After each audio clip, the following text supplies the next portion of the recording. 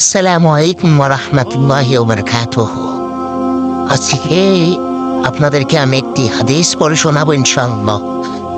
হাদিসটি হযরত আব্দুল্লাহ ইবনে বুসর রাদিয়াল্লাহু আনহু হতে বর্ণিত।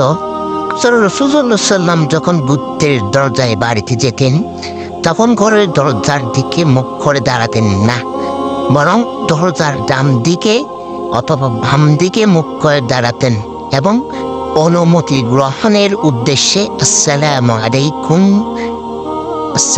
আলাইকুম বলতেন। আর এটা সেই সময়ের কথা যখন বাড়ির দরজায় পর্দা ঝুলানো থাকতো না। ইমাম আবু দাউদ রাহিমাহুল্লাহ এই হাদিসটি বর্ণনা করেছেন। এই হাদিসের আমাদের শিক্ষা কি? এই হাদিসের মধ্যে আমাদের শিক্ষা হলো, কারো বাড়িতে গেলে অনুমতি নিতে হবে এবং দরজার বাম অথবা ডান দিক থেকে তাকিয়ে আসসালামু আলাইকুম বলবেন।